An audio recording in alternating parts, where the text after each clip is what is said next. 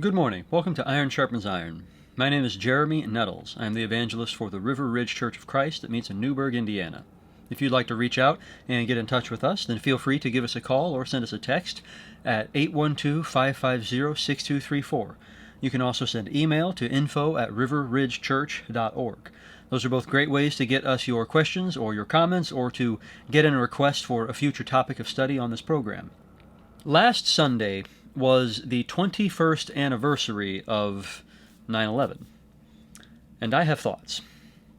Now, maybe last week's show would have been a better time to share them with you, but quite frankly, I hadn't finished sorting them out in time. In any case, it's not as if we're going to spend half an hour rehashing the terrorist attacks and the repercussions therefrom on a program nominally supposed to be about walking with God.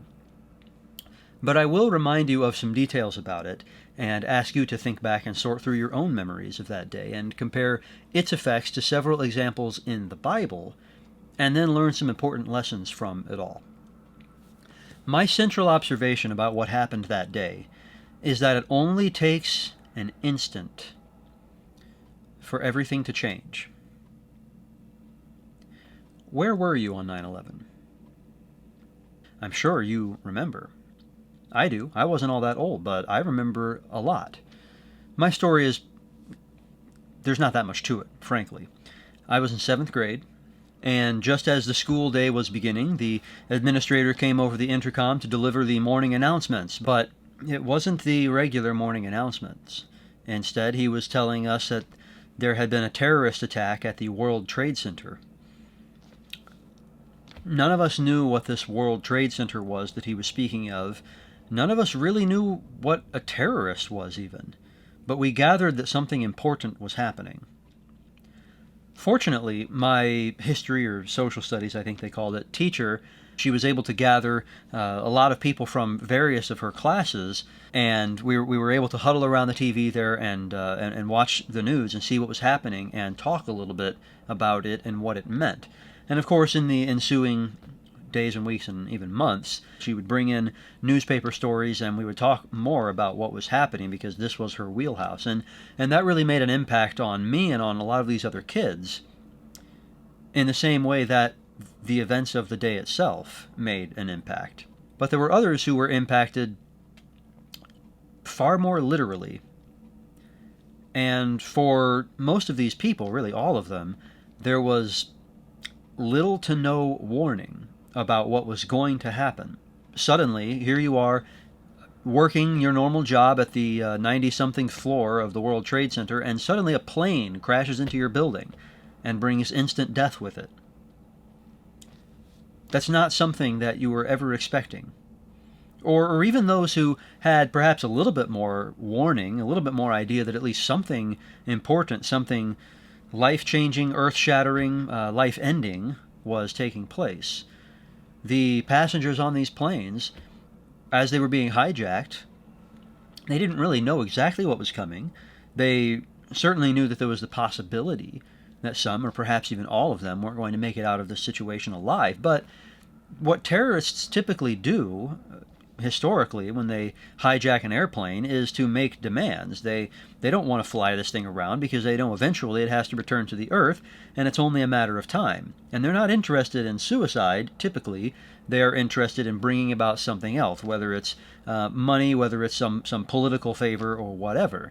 But of course, these were not the sort of normal, stereotypical terrorists. So for everyone involved, regardless, even if they thought that it was going to be a relatively mundane situation of a hostage negotiation, and for everyone involved, suddenly all of their daily cares went away. For these people who were just at work like any other day, they might have been thinking, where am I going to eat lunch? Or they might have been more focused. They might have been thinking about that hotly anticipated quarterly earnings report that they're working so hard on.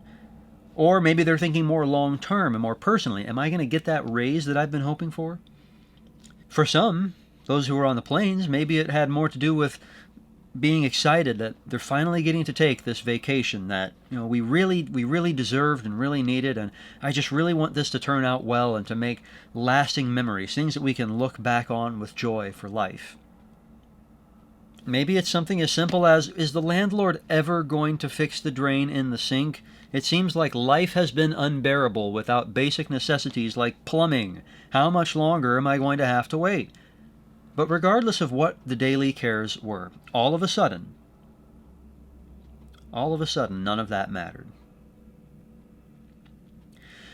As I said, I was in 7th grade, and this being early September, it was just a couple of weeks into a new school year, at a new school, with a bunch of kids that I didn't know. It's tough to put all of my memories of that day in their proper order, and some of the details are muddled. I think that we got to go home early. That's how we thought of it. Like, we got to go home. It was a perk. But we went through the motions of keeping our schedule of classes as we usually would, even though no teacher was going to attempt to teach his lesson plan for that day. A couple of memories, though, are quite vivid. One of those memories is watching the second plane crash into the South Tower, which was just being replayed over and over and over on the news, and then seeing the North Tower collapse, which I think I watched in real time at 9:28 Central Time in the school library. That's one of my vivid memories. The other one has to do with one of the kids that I had met before as our two classes were switching places and passing each other in the hall. Now, I thought of this kid as one of the big kids, even though we were pretty much the same age, because he was a hulking giant, about 6 feet tall and 150 pounds in 7th grade, compared to my 5 feet and change at about 92 pounds. He was loud, brash, and confident, and a pretty nice guy. Well, as our two classes passed each other, like I said, Chris loudly proclaimed to everyone at once while laughing, "Guys, the Washington Monument is completely destroyed. The whole thing is just gone."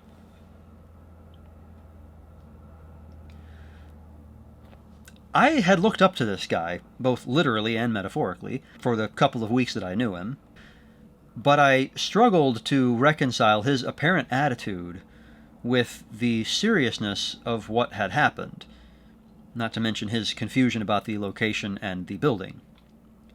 Now, in fairness to him, he was also 11, and I don't think he was being careless or unfeeling. He was also struggling to comprehend, to make sense of what was going on, and to cope with the cost in human life that was unfolding that morning, hundreds of miles away, and yet somehow closer to us than the physical distance would suggest.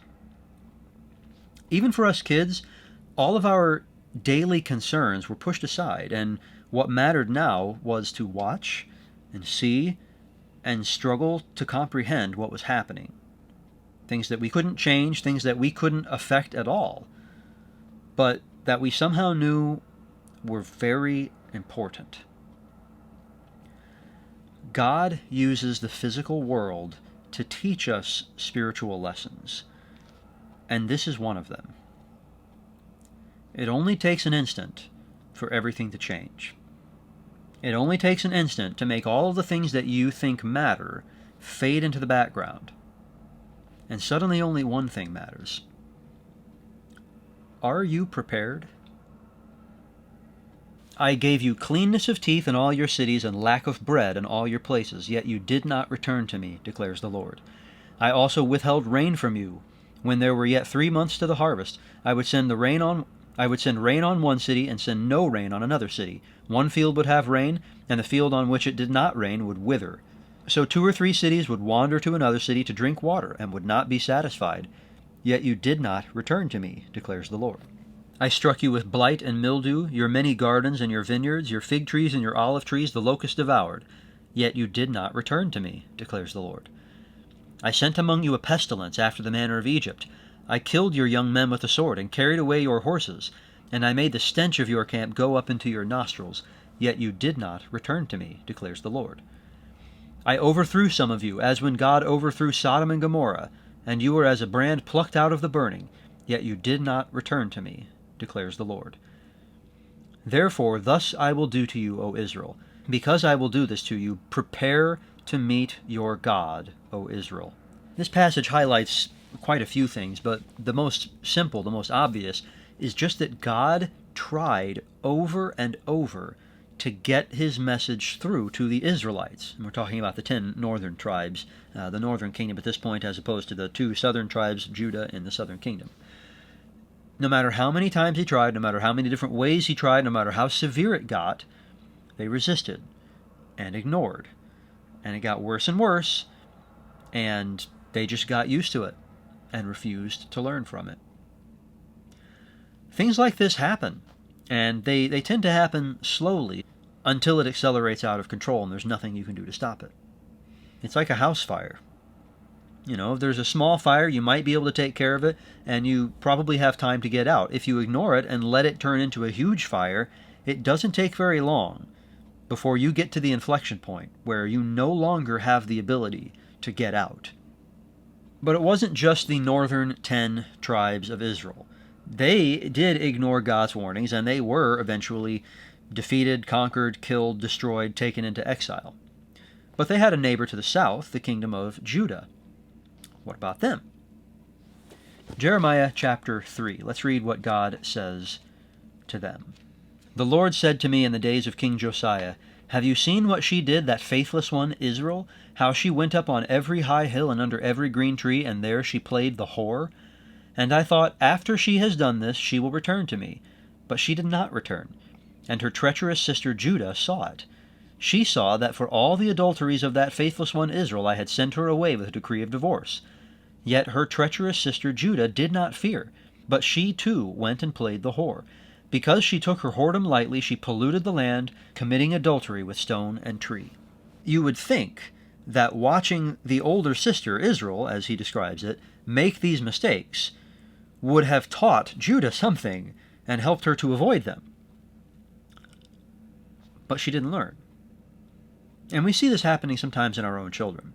One of my kids, actually the second in line, when he was just old enough to start understanding that he was going to get told no and expected to abide by those instructions, he would observe his older brother, who was constantly getting into stuff he shouldn't, who was just an absolute terror, and he got to see all of the trouble that he got in and all of the grief that it caused him. And it was as if his piddly little brain that couldn't even communicate yet was watching that and thinking, I don't really like the way that looks. I notice that it only happens when he disobeys Dad and Mom. Maybe I'll just obey then. Others of my kids have seen the discipline being brought to bear on their older siblings and have refused to learn the lesson just like Judah did and gone and done exactly the same thing, sometimes within seconds of seeing their older brother get in trouble for doing that same thing. And sometimes parents fail to capitalize on this potential, this ability to teach our children, to inculcate these good values in them by giving inexhaustible warnings and teaching the children that they're never going to suffer any consequences for disobedience. A time is going to come when they're out from under my roof, when things are going to be different, and I'm not going to be the only authority they have to contend with. The idea is to use the smaller things to teach the bigger things, to teach the child to behave well, to behave righteously, and to respect authority, so that when it matters more than just what I tell him, he's willing to listen and obey.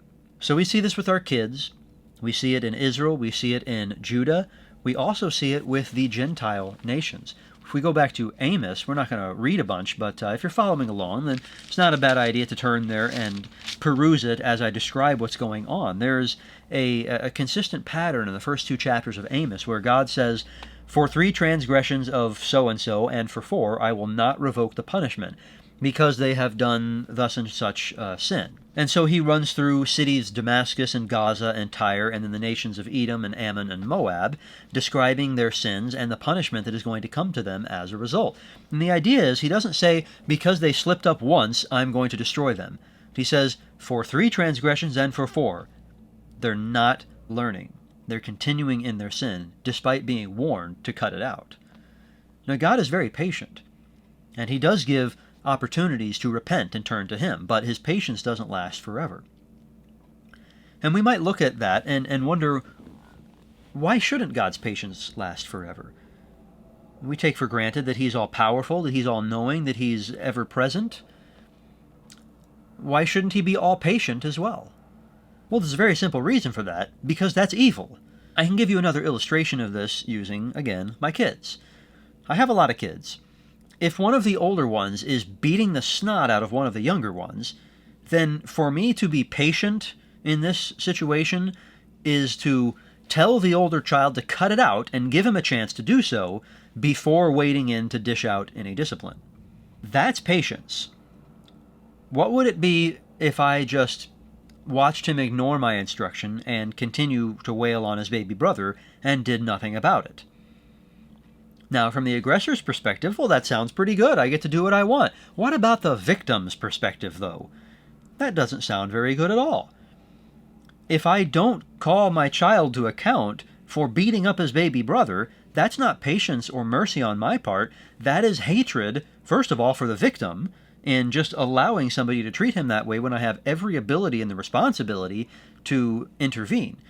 But it's not even just hatred for the victim, it's also hatred for the attacker.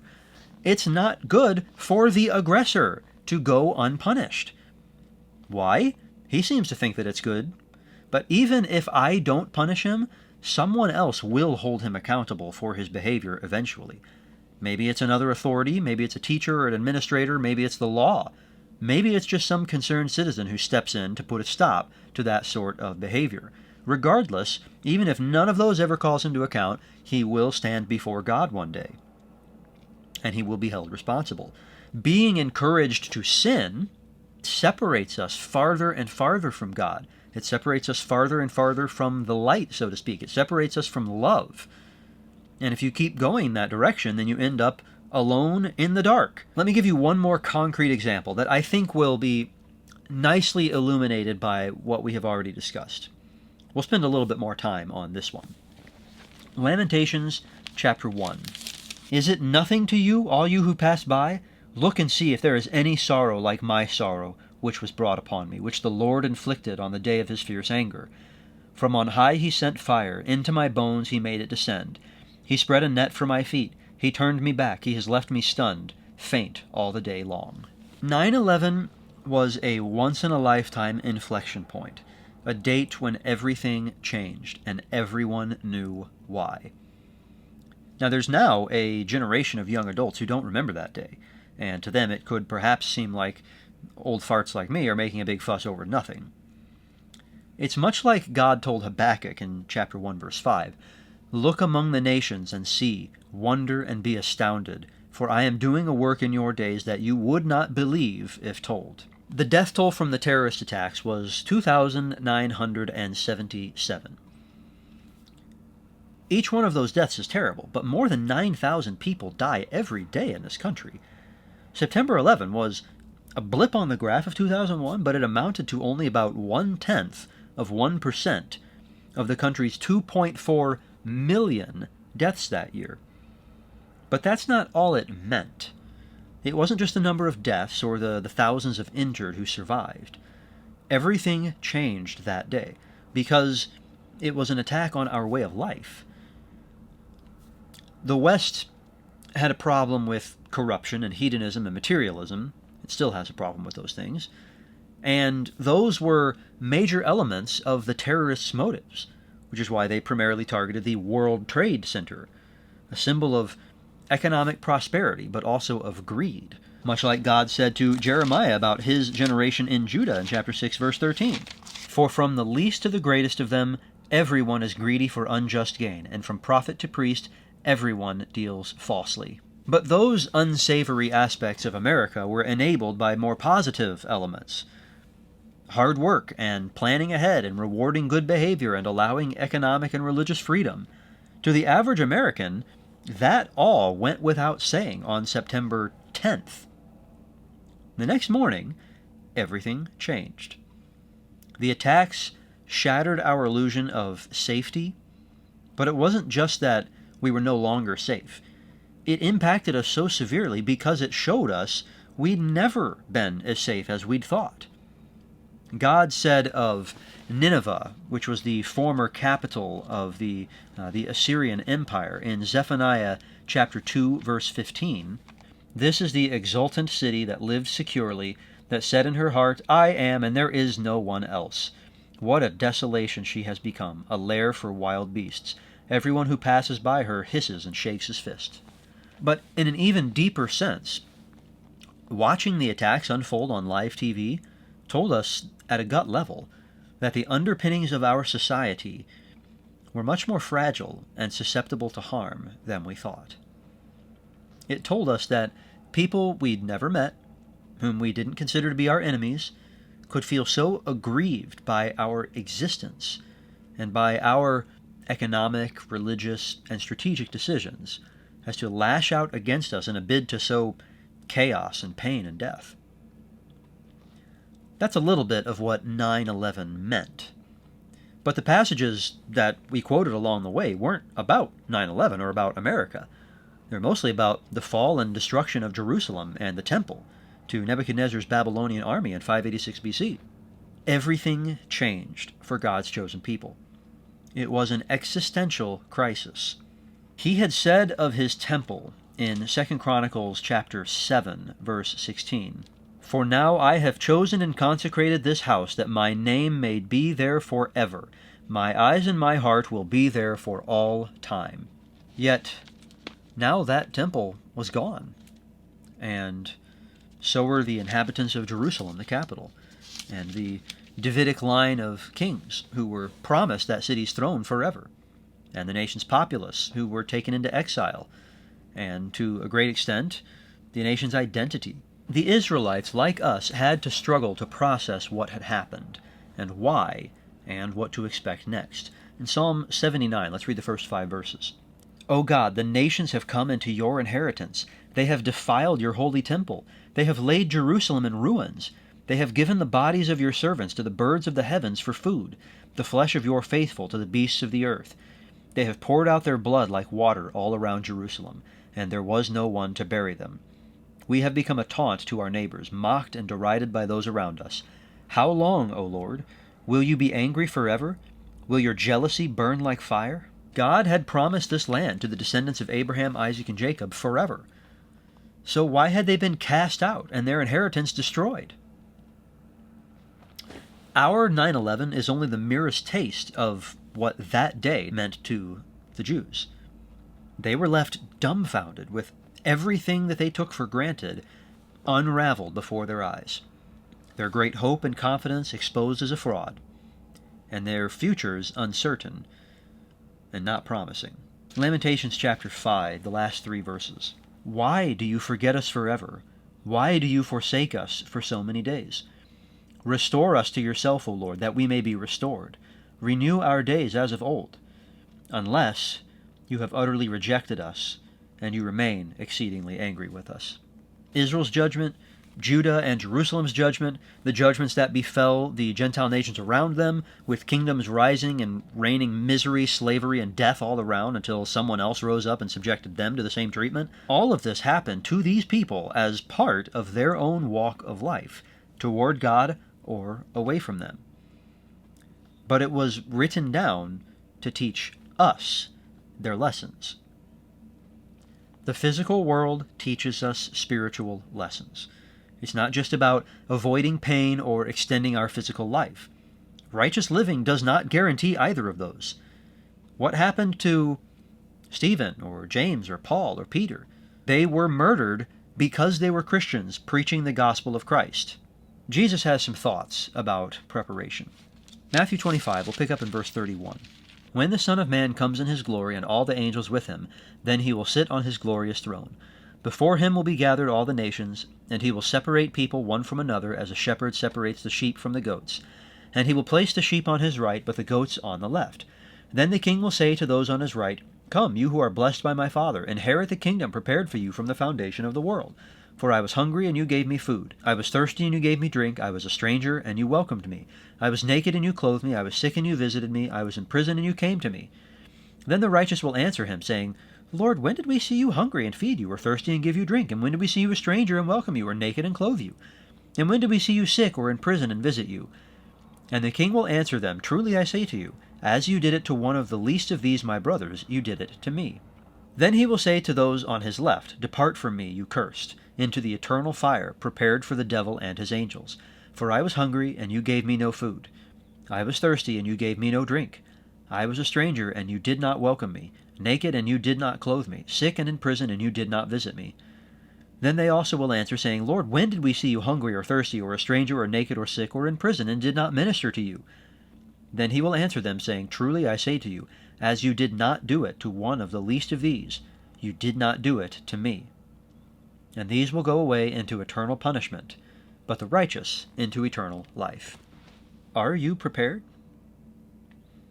What stands between you and that meeting with the King? Verse 13 of the same chapter, Jesus says, Watch, therefore, for you know neither the day nor the hour. Whether it's the Lord's return or your own death, eventually that time is going to come. Once that time comes, there are no do-overs, there's no time to fix a few things. In an instant, everything changes. And it's no longer about your daily cares and worries, because it never really was in the first place. Live your life knowing that each moment could be your last. There's no reason that your death or Jesus' return shouldn't come now. But of course you should also be prepared to wake up tomorrow and to go on serving the Lord. It's not about living in constant terror of the impending judgment. In fact, Jesus tells us in John chapter 16, verse 20, You will be sorrowful, but your sorrow will turn into joy. Why? Why would our sorrow turn into joy? How would it turn into joy? Well, you remember that list of martyrs from earlier, Stephen, James, Paul, Peter? We can add Jesus to that list too. He also was murdered for being righteous and for preaching the good news.